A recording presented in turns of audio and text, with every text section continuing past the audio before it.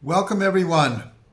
This week's Torah portion is Vayigash, and the Torah portion begins where Yehuda approaches Yosef and offers to be a servant or a slave to Yosef in exchange for him letting Benjamin go, his brother.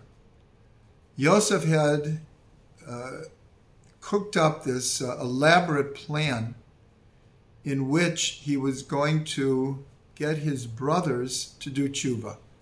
He knew who they were, but they didn't understand that the second most powerful man in Egypt was the same Yosef that they had sold. And as part of this whole plan, Yosef plants a precious goblet of his in the bag of Benjamin, and then sends his messenger to say, "Why have you stolen my master's precious goblet?" And so all the brothers said, "We didn't do it. No one would do it. If you find it, we'll all be your slaves." And they searched the bags, and in Benjamin's bag, he didn't know, but Yosef had his messenger hide this precious goblet. So now the brothers have said, if you find it in any of our bags, we'll all be your servants. And then Yosef said, no, only the one whose bag it was in, which was Benjamin. The rest of you can go home. So that is at the end of last week's Parsha. In this week's Parsha, Yehuda offers to take Benjamin's place. And he pleads with Yosef. Of course, he doesn't know it's Yosef. And he explains that if Benjamin does not return, it will literally break his father's heart. And when Yosef hears this, and he sees the self-sacrifice, the Mesirut Nefesh, that Yehuda is willing to have for his brother, and other statements that the brothers have made that Yosef heard, that they realized the wrong they had done to their brother by selling him, he understood now was the time to reveal himself. So we see that the whole story hinged on Yosef being able to reveal himself because of Yehuda's Mesirut Nefesh, his self-sacrifice, his willingness to give himself up for his brother. Every Shabbat, along with the Torah portion, we read a section of the prophets called the Haftorah. And each Haftorah has some deep intrinsic connection with the Torah portion that we've read.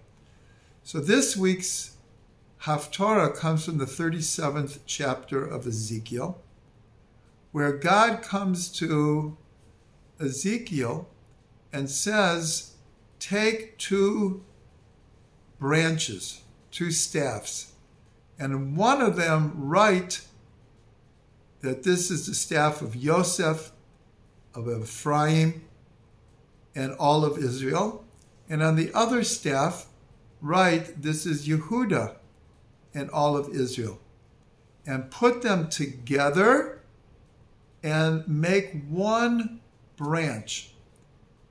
Now we have to understand the context that after King Solomon, when his son became king, there was a division of the kingdoms. There was a split. And there was a northern kingdom, which was made up of 10 tribes. And they were called Ephraim. And of the southern kingdom, which had Yehuda and Benjamin, and most of the Kohanim and Leviim, and a smattering of the other tribes. But there was this division in Israel for hundreds of years. And so God says to the prophet Ezekiel, he says, take these two staffs and put them together. And then God promises that in the future, there would no longer be two kingdoms. There no longer would be two peoples, this terrible division, and that God would bring Israel back to its homeland, and they would have only one ruler from the house of David. So this is the Haftorah that we read this week. And so here we see the theme is Yosef, from who comes Ephraim, is separated from the other tribes. They had sold him into slavery. And this foretold the division that would happen between the northern kingdom and the southern kingdom. The stories in the Torah are archetypal. So the selling of Yosef was paved the way for a division of the tribes for hundreds of years into two different kingdoms. And we see, even though Yosef and his brothers were reconciled, we're told that there's always this danger of a division in Israel. And when there is, a division, then it always leads to trouble. And it's no secret that before October 7th, there was terrible division in Israel. It was over what was called judicial reform, but truthfully, that was just an excuse. There was just a very, very large division in how Israel's society was developing, the way they saw things. And it had really come to a crescendo before Simchas Torah, and then, of course, the horrible event of Simchas Torah, and now the war that we're in. And now we see a type of unity that we haven't seen in years in Israel. There is an unbelievable determination and understanding of the war that we're involved with. Is called Ein Breira. It's a war of no choice. That we can't live under these kind of circumstances anymore when we have an enemy who publicly, many times, swears that they will destroy us. And of course, they have bigger powers behind them. And as we speak, Israel's being attacked from the west, from the north, from the south, and from the east. From Lebanon, Syria, Yemen, and Gaza. And there's a tremendous unity now in Israel. And we know from history, we're told that the reason that the second temple was destroyed was because of Sinat Chinam, causeless hatred. Now, people always will disagree with each other. That's just part of human nature. But Sinat Chinam, hatred, is another thing altogether. And it goes all the way back to the hatred that the brothers developed for Yosef. But in this week's portion, the family is brought back together. And this is a tremendous thing, and a tremendous, we'll call it prophecy for the future.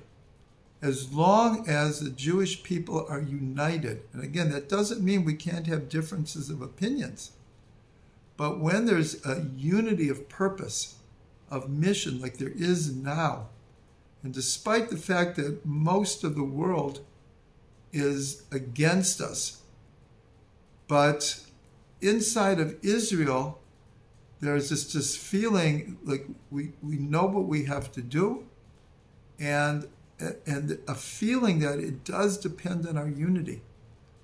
That as long as we're unified, we will be able to break through all obstacles. And it's the same with the anti-Semitism that is spreading all over the world. This is the time to actually confront it. This is a time for Jewish pride, for Jewish identity, and especially with reconnecting with our tradition and with the glue that has held the Jewish people together all these years, and that is the Torah. And so, Be'ezrat Hashem, wherever we are in the world, that we remain determined and united in the belief in the righteousness of our cause and our right to be Jewish, and not to be afraid, and not to let the world's hatred get in our path of our vision of a redeemed world, a world that will come to peace. And Bezrat Hashem, what began a few years ago as the Abraham Accords, we'll get through this, and with God's help, we will make peace in the Middle East, and there will be peace in the whole world.